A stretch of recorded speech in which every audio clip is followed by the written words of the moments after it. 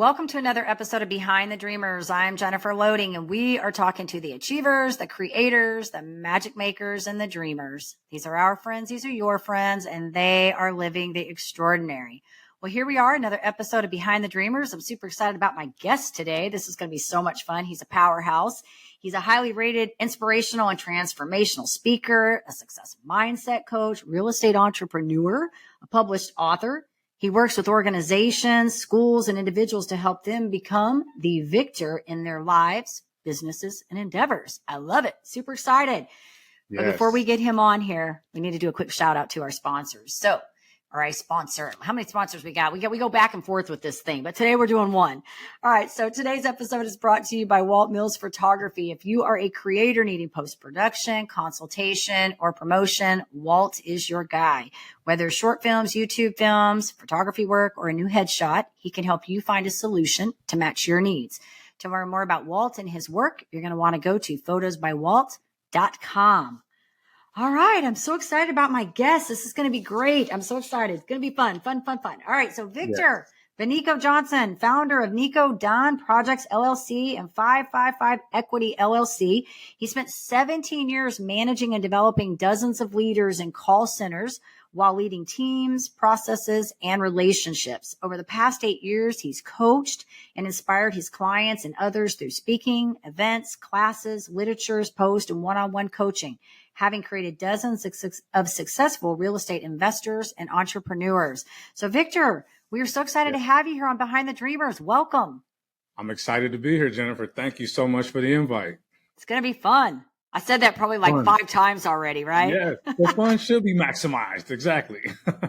I have a tendency to get a word and then I'll just be like, we're going to do the word. It's going to be like the whole show's the word. So today it's going to be fun. That's what it's going to be. Yes. Always fun.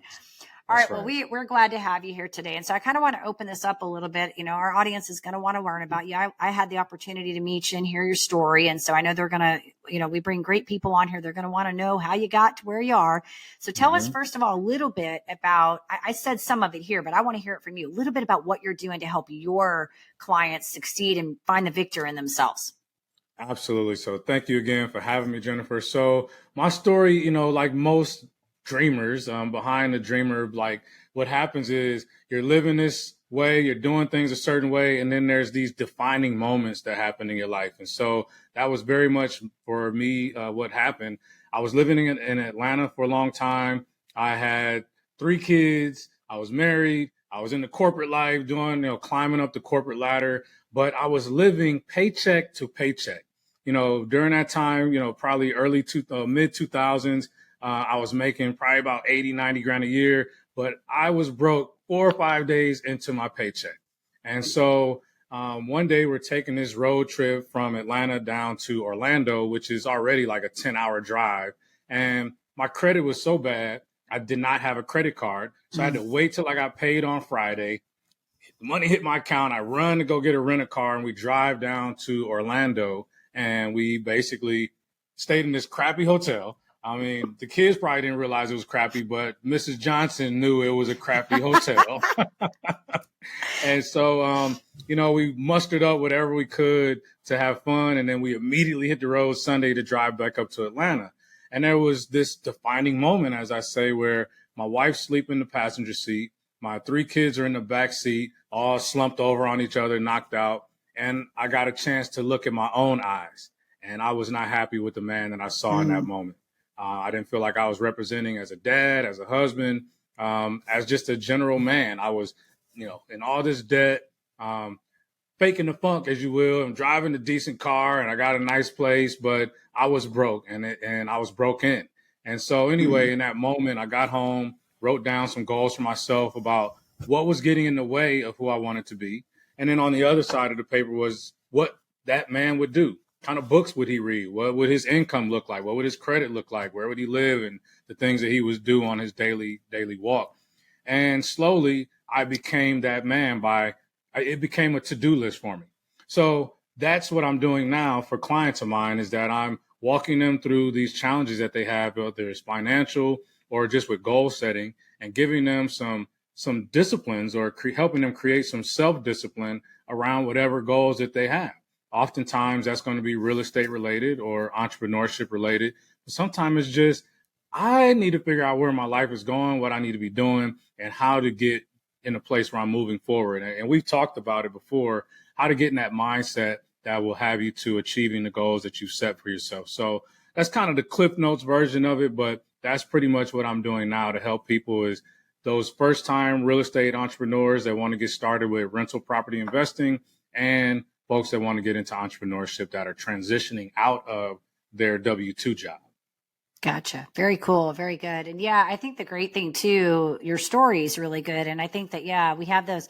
I feel like I've had like several defining moments, because I think sometimes in life we have to, especially when some of us are stubborn. I have a feeling you probably a little stubborn like I am. I think a lot of us entrepreneurs are, that I say you have to get pinned against the wall a few times. It's like the red flags are already there, right? We miss the first few of them. And then finally the big one comes in and you're like, okay, hello. That's the moment. Like you've had about 10 of them, and finally that's the moment that breaks you and you go, okay, enough is enough. I need to change what I'm doing. And so the beauty in that, though, I think, is that when you get on that other side, then you have a lesson that now you can hopefully help other people, like you've said, take what you've learned and maybe shorten the curve for them, where they hopefully, if what you're saying resonates, they can pick up that and say, okay, maybe I don't do that. Right. Maybe I don't have to hit the wall 5 times, Mm-hmm. Yeah, that's the goal. Right. I know. I say that because I've had like several.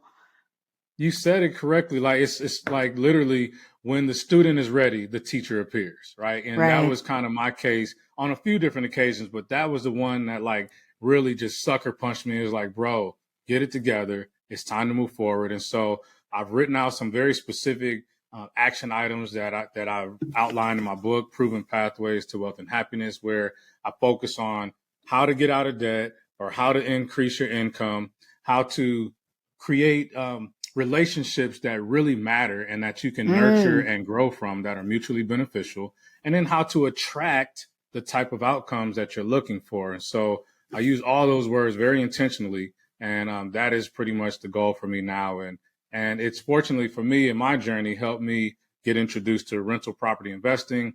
That allowed me to create some additional passive income and a little bit more freedom in my life, where I can do this to help others to achieve that goal. Yeah. And I think wealth is like so much more, like you've kind of touched upon all these little pieces. I think wealth is not even just about money in itself, right? It's about creating that freedom and within and out, like, right. Creating obviously the passive income and the wealth physically, but it's also creating the freedom within, right? Like giving yourself the ability to accept who you are and to accept the life that you want to create, and do that with the way you design it, the way you want to live it out. Right. Because when we're having that, I just say there's a lot of, we're either one of two things. We're either having cognitive dissonance, right? Like we're brushing it under the table, or we're just having a lot of inner turmoil. Probably both is going on, right? Like we're having the turmoil, we're trying to have the cognitive dissonance going at the same time. But you're so much freer when you get in alignment. I've always said to my clients, if you're having so much chaos go on, it's probably because what you're doing is not really in alignment with your values. It's not, I mean, if integrity and freedom, and I'm sure in your case, it's probably like mine, autonomy is really high on my scale. Like I like to be able to have freedom. I say to move about the cabin. I want to be able to make my own decisions and be able to, not be like stuck all the time. Right. And if you're not able to live within that space, you just have a lot of conflict going on in your life. Absolutely. Yeah. It really is about determining what your passion is. I do an exercise, and I literally did this yesterday at a high school I spoke to in Dallas, and I have the kids write down 10 things that are the most important to them. I don't care if it's a game that you love, your favorite socks, whatever it is, like 10 things that are really important to you. Then I give them like 30 seconds. Okay, if you only could get 5 of those, circle them. You got 30 seconds. Come on, let's make the decision. Boom. And then I give them like another exercise, like, oh, you got 10 seconds to mark a star next to the one that is absolutely the one you can't live without. And what it does is, and I do this with my adult clients as well, but it gives people a chance to really get serious about what their purpose is, like what's important to you. And that's ultimately what your purpose is. And so I have them write that down, put it up on their bathroom mirror or something, or take a picture of it on their phone so that they can be constantly reminded of why you're out here doing all the things you're doing. Why is it important to get your credit together? Well, because these 10 things on my list have got to, they're depending on me, right? oftentimes there will be people on that list. And so it's Right. an exercise that I love to do. I did it for myself. I'm part of another group that we did it as a group, and it's really eye-opening when you're forced to write down what's important to you and then hold yourself accountable to those people or things on that list. Yeah. I think there's something powerful about the writing down part. You know, having come from I told you I was in Mary Kay for 22 years. And Yes. interestingly enough, you know, one of the big things we would do every January is we would talk about these goal posters. And I am a visual person, but you know, for many years I thought I'm going to be honest with you. I thought they were cheesy. I'm like, I'm not going to create a goal poster. And I will tell you, I very seldom actually physically create a massive goal poster. I will write my goals on paper. I will put them on paper. And I have done this, and I've actually achieved when I have put them down, when I've taken the time to write them down. I think the whole idea for us is that when we transfer them from the head to the paper, whether it be that goal poster or on your page or if a sticky note, however you want to do that, right? It forces us, like you said, to take the time to think about what's important, right? And then when it gets on that paper, it becomes a little more real. We still have to take the action, but it becomes a little bit more real in our mind than if we're just thinking it and it's fleeting and it, you know, and it comes and goes kind of thing. So I do think there's power in doing that, getting them to do that and think about, hey, what are the things that are important to me? What's the main 5? You know, like what's the one thing? Like get that. Yeah. Because then you get clarity, and clarity is power. Yes. And to your point on the writing, I mean, I think there's scientific proof around that. Like there's, I think 60 or 70% of the information you take in retains to you. It sticks to you. You can recall it because you've written it down. And that's a struggle in this generation, right? A lot of times they want to snap a picture of it or let me get a screenshot of it. No, in my talks, I tell them, grab some paper, pen. We're doing some work today, you know, and this is part of it. And so it helps them to retain and really get focused on, like you said, what they're focused on, what they're working on.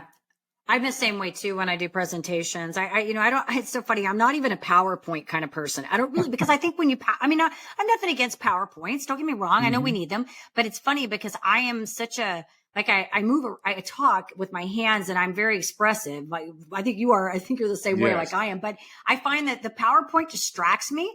And like, I want them writing stuff down. I don't want them looking at the PowerPoint. I want them paying attention to what I'm saying. I want them writing things down. So I will tell them a lot of times I'm like, sometimes I use a PowerPoint. Sometimes I'm like, I don't have a PowerPoint for you. You're going to write things down today. Like, just listen to what I say. And if you need it afterwards, I'll give it, but you're going to write this stuff down, you know, because there's so much more power when it goes from the brain to the pencil to the paper. So good for you on that. What's the guy? I think his name is Ted Anderson, is now the CEO of TED Talks. And I read his book recently, and he was talking just about that. If you're going to use PowerPoints, first of all, you probably shouldn't, but you know, if you got to have some kind of visual aid, have like 3 words on that book, on that slide. Like I see people that have like paragraphs and like, do you want them to focus on that or you want them to focus on you?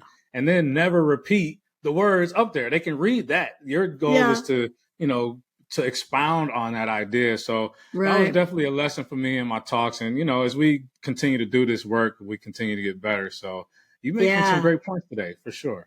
You are too. And I think, you know, what's good. I'm glad you mentioned that about the tech, because I didn't even know that. Because every time I do it, people are like, do you have a PowerPoint? And I'm like, sadly, no, I didn't put one together. You're going to get me. That's what you're going to get. You're going to get entertained today.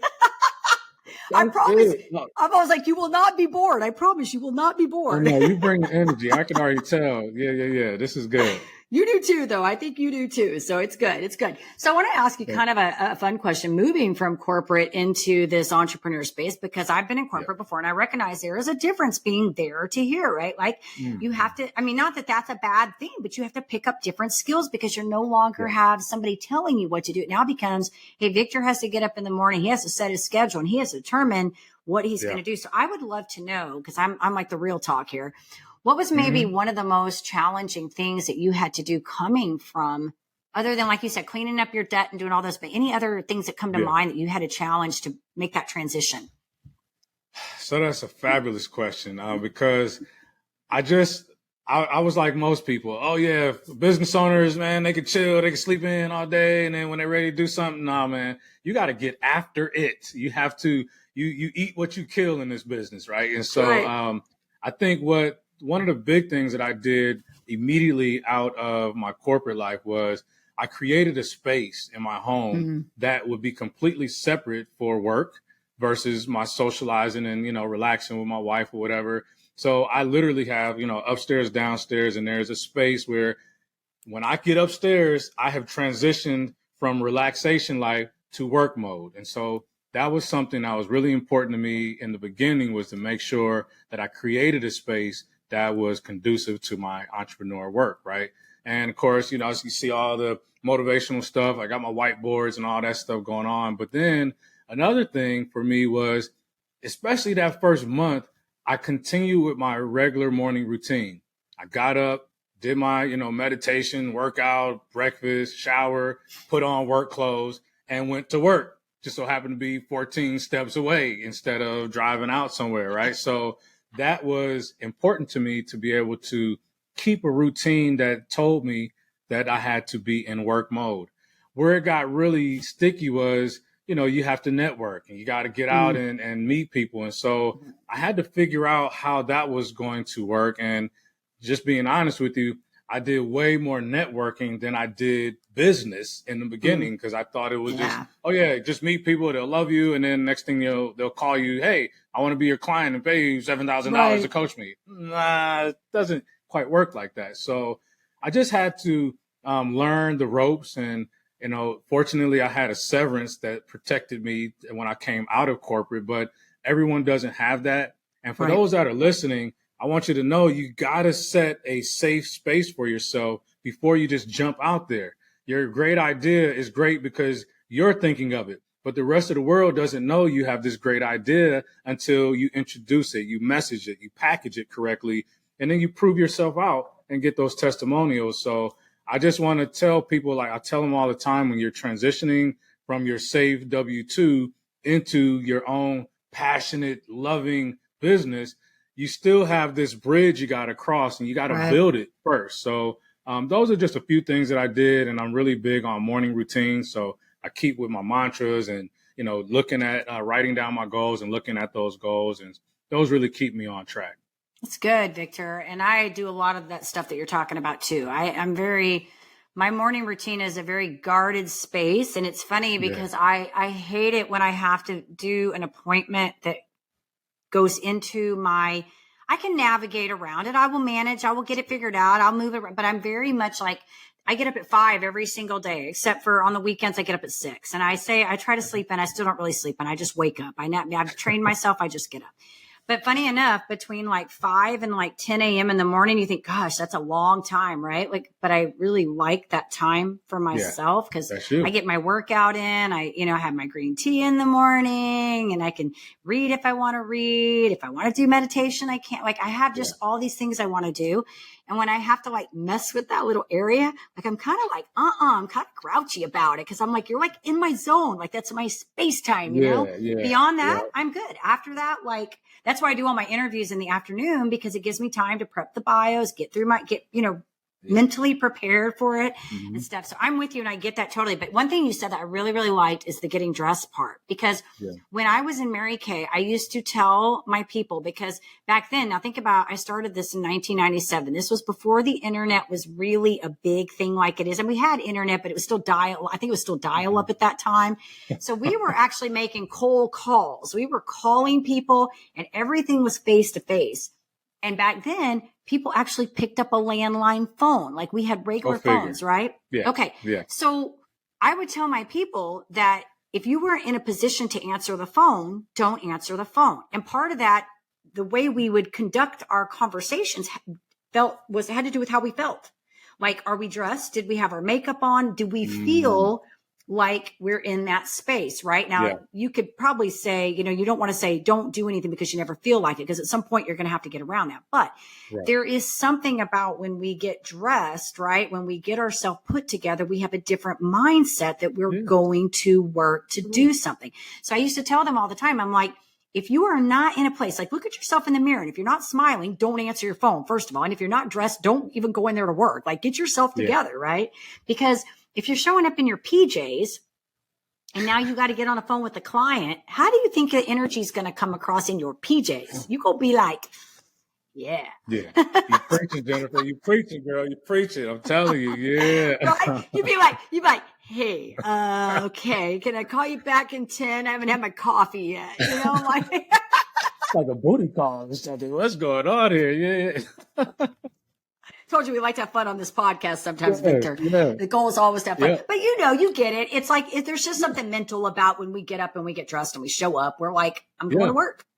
I So love good what for you you for said, doing 'cause it. I come from that call center world too, and look what I got right here. I keep a mirror because you got to see what you look like. You got to our phrase in the call center world was smiling and dialing. You got to be smiling while you're dialing because it's projecting that energy. People can hear a smile, trust me. And the people that are listening to this podcast, they might be driving and listening, but they can hear the energy. There's an energy exchange, and it's like it makes a difference. And so it was important to me to get dressed. And I was one of those guys that like to get sharp and dress. And I don't care if I'm just going upstairs. I might not have my shoes on, but I was going to say, up here, it's just got to be like, you just got to have most of it together, Tell nobody that. I always joke, I'm like, with the pandemic, we sort of had to change how we did everything, right? Like, so we would all be like, you can have your biker shorts on and be sitting in your underwear. Just make sure your top looks good and your hair and your makeup. You got it all together, right? Oh my God. Some people were not versed in doing that very well. And you see some top of their boxers and junk already. I know, right? That's no, hilarious. like I said, we can have fun and we can joke around with this a little bit because you and I kind of come from similar, with the calls and stuff. And you're right about the smiling. I mean, I always tell people, it's like when we used to do scripting and stuff and I think this applies even to today, right now, because if you're doing strategy calls with clients, if you are conversing with your clients and you come on the phone and you are not bringing your natural true identity, like for me, I'm a high energy person. So if I show up not high energy, I get that. Are you okay today? Are you sick? You know what I mean? They can hear it. They can feel it. Exactly. You have to, you have to show up, because they know, and it makes a difference if you're trying to win a client, depending on the type of client. Obviously, I'm not going to be for every single person, right? Obviously, but the people that are our clients, they expect us to show up that way, Yes. Absolutely. That's good stuff. Absolutely. You said some good stuff there, Victor. Yeah. I'm resonating off of you. Yeah. Our whole episode today is all about showing up for your work, right? That's if we get it down to this. Dress. What is it? What are we gonna say? Show up and go up or something like that. Yeah. Show up, get up, dress up. That's it. That's right. There you go. What is it? 80% of success is showing up or something like that. You know how they have that meme or something that's out there? I've seen. That's so it. Good stuff. That's it. Good stuff. Yes. So I want to know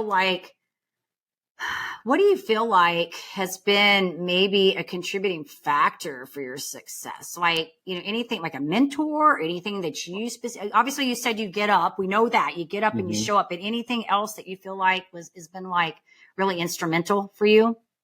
Yes. So for sure, there have been plenty of mentors, people that have poured into me graciously over the years. I mean, so many people believed in me when I didn't believe in myself, that really wanted to encourage me and push me along. And so, I mean, obviously dad, mom, those are folks but I've had some direct mentors. There's a guy named Dr. Joseph Marshall out of San Francisco. I grew up in the Bay Area. So he actually gave me my first speaking gig at 16 years old. I was in this boys club that he would take me to juvenile centers and speak to guys that were growing up in my neighborhood. And man, when you get out of here, come up to the boys club and they're going to feed you. We're going to play some basketball and it's a safe place for us to talk. I didn't realize he was grooming me into a speaker at that time. And so here I am many years later and I'm still a speaker. Right. And so, but he's been a great influence. I'm also part of an accountability group called King's Accountability Group. We are a nonprofit 501c3 and it started out with 8 guys on a Sunday night jumping on a Zoom call back 4 or 5 years ago. And it was just, again, these are men of color. We're all feeling good about talking to each other when we're not even comfortable sometimes sharing with our spouses or our closest friends.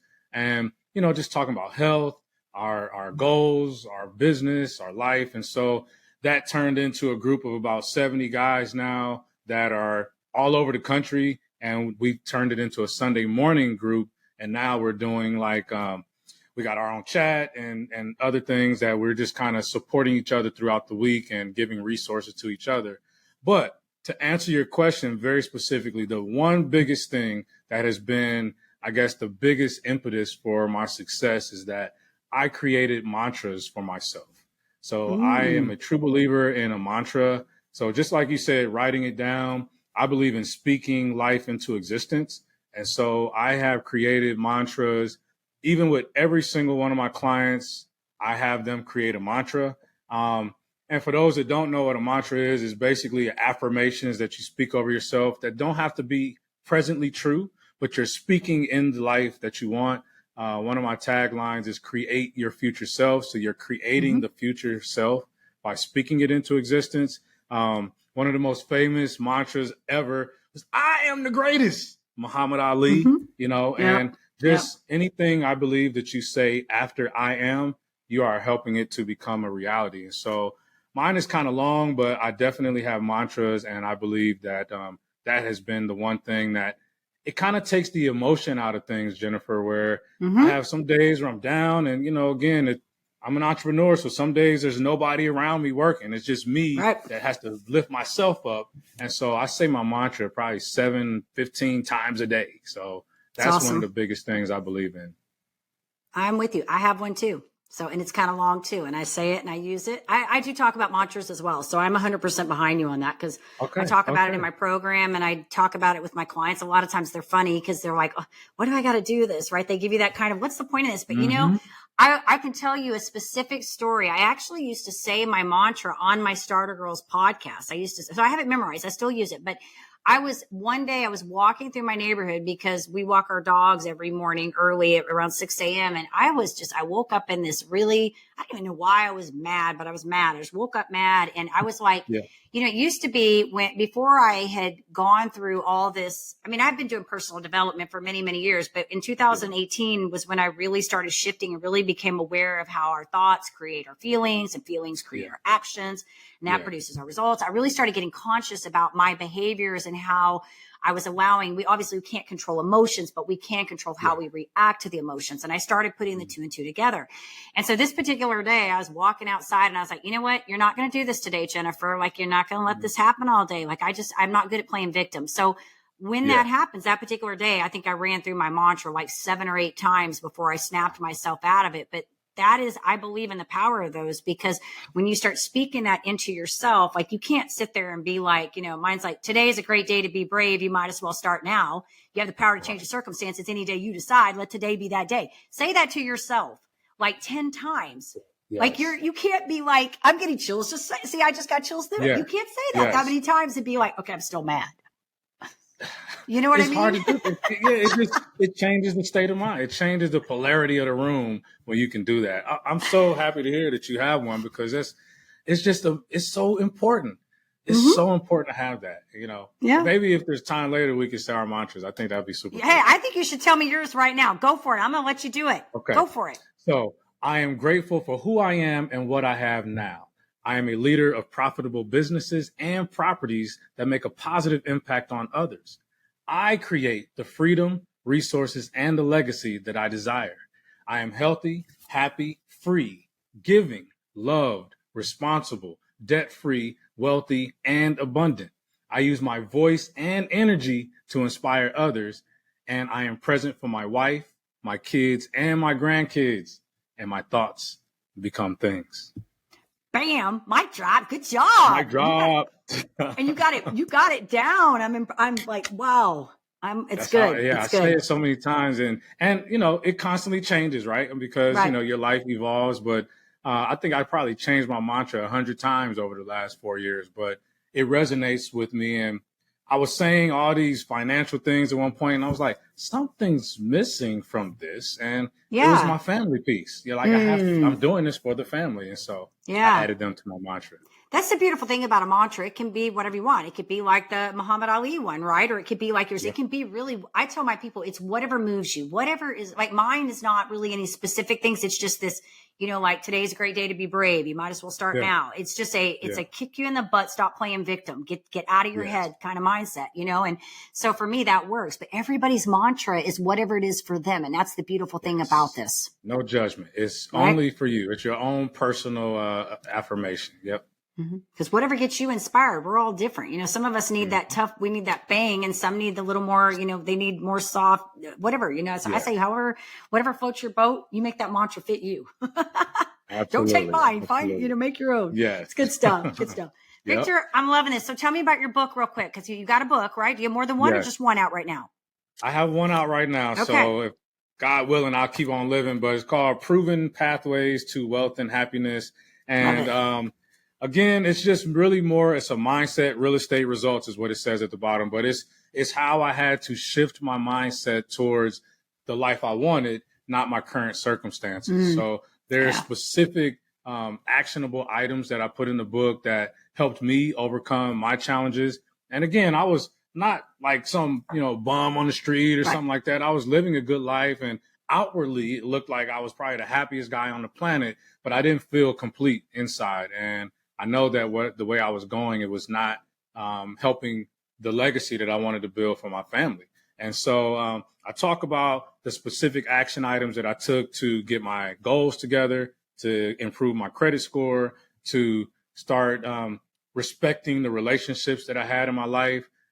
Being, you know, I even talk about in one of the chapters in here, I talk about specifically about the power of a smile, like we were talking about earlier. Yeah. It's inviting people in. So I don't know how many opportunities I missed because I wasn't even smiling, and it didn't let anybody know that I was open to talk. And, you know, and so that changed so much for me and attracted these different opportunities to me. And with those better opportunities became better money, better results.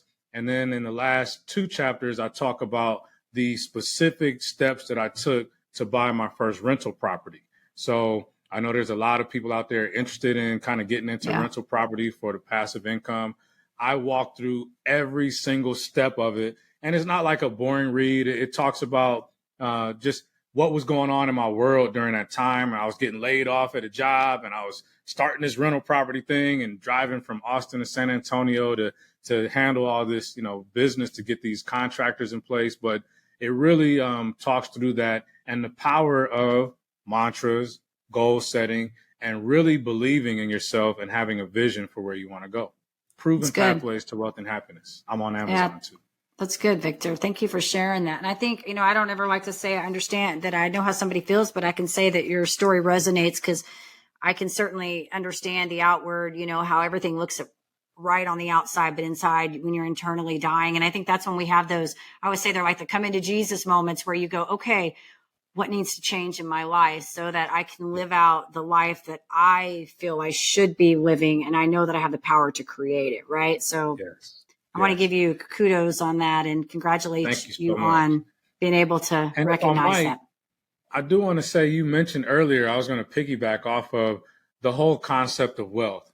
This book is not about making tons of money, right? This book is, there's so many different ways to have wealth. I think it was Louise Hay that spoke about you could have a wealth of time. You know, you can have an abundance of time, right? Or you could be poor in time, like, oh my God, I'm rushed. I never have enough time to do anything. You're poor in your time. You can have wealth of influence. You know, you could be someone in your community that is respected, and, you know, you can help make changes that make a better difference for your community, which is kind of the next area in my life that I feel like I'm moving towards. And you can have a wealth of, you know, your health. You know, what if you got $60 million in the bank, but you can't get out the bed? You know, like you don't have a great abundance of health. So wealth and happiness is really about having a wealth of all areas of your life and being able to be truly happy with that wealth and not focus on, well, I got to get to the next level, but take a look back and see where have you come and where are you at now and kind of celebrate that and take that to move on to the next level. So I think that's good. Probably couldn't have said it any better. No, I agree with you 100%. I think wealth is more than money. I think it's really about I think it's living your life the way you want to live it. I think it's putting the things in alignment that align with your values. And, you know, and you're right. You could have a lot of money. And I talk about this all the time. And if your health is poor, you have nothing, because in 5 years or 10 years, your health is going to catch up with you. And then what do you do? Right. Yeah. So I'm with you. We always to get hung up on that whole wealth thing. And it's so much more. It's, it's almost like the idea of, do you take the job because it's more money if it compromises all your values? If you have to drive across town and you're in a stressful environment that's impacting your health, and if health is important to you, then now you've Yeah. created a monster, you know? So Yeah. I'm a big believer in doing things in alignment with what you feel you should in your core be doing. For So sure. thank you Well for said. saying that. So we'll make sure that, all this gets on here. So if our audience wants to learn a little bit more, pick up the book. Obviously it's on Amazon, but maybe they want to learn a little bit more about your coaching or what you're doing, follow you. Where do we want to send them? All right. So www.bethevictor.us. Somebody already copped my .com. So it's .us. So bethevictor.us. And the way you remember it is I want you to be the victor in your own life. Be the victor in your business. Be the victor over your health, over your finances, over your household. Like be the victor.us. And so it'll direct them from there to all my social media stuff. But Victor Vonico Johnson is my name. And I'm just here to inspire people and be a positive influence on the earth. It's good, Victor. Yeah, we'll make sure when this goes out, we'll get the website in there so they know where to find you and all that good stuff. I appreciate that. Yeah, we want to make sure they know how to reach you. We always like to make sure we get you guys connected. So, hey, this has been so much fun. I love what you're doing, love your energy, and I can tell you're passionate about it, which I think is so important because we got to come from a place of passion and service when we're doing these kinds of things. You know, not everybody out there is doing it from the same place. And so, as I told the guy that was on my episode before you earlier today, I said, I always look for people with good human character. That's what we want on here. People that are passionate about what they do, but they exhibit what they're talking about too, because I think integrity is huge. So thank you for your contribution. Thank you. And I want to encourage your listeners. Behind the Dreamers is awesome. Go back and listen to several of the previous episodes. So inspiring, so uplifting. There's truly some golden nuggets on this podcast. And I hope you become the #1 podcast in the world because you're really inspiring a lot of people. Thank you. It's fun. We have fun. You know, I will say that the good thing about this is we like to inspire, but it's all about bringing good people on here. You know, I was telling someone, I had a show I did yesterday and I interviewed my gastroenterologist, and he asked me in the middle of the show, because I asked him why medicine, right? And he went into this whole story about, that why. It's a really good story, by the way. That episode's great. But he asked me why I was doing what I was doing. And I said, well, for a couple of things. One, I like to inspire, right? But the other thing is that I like to teach people kind of like what you're doing. I'm using my podcast as the platform, is how do I teach entrepreneurs and achievers, all of us that want to achieve things, how to do it and be effective and do it sustainably. And in order to do that, we got to do what you just talked about a few minutes ago, create that wealth. Not just in the financial space. It has to be all the way around, because when I'm looking at somebody that they have their business together, but I see their health falling apart, I'm looking at that and I'm thinking they don't really have wealth. And so that's what I try to do, is find people like you guys that have great stories that can touch upon these different areas that are important to me. And in the process, make sure you guys have a lot of fun when you come on. So that's the goal. I think you're doing it quite well, Jennifer. Thank you. I try. I've been doing it for a little while. I think I'm figuring it out finally.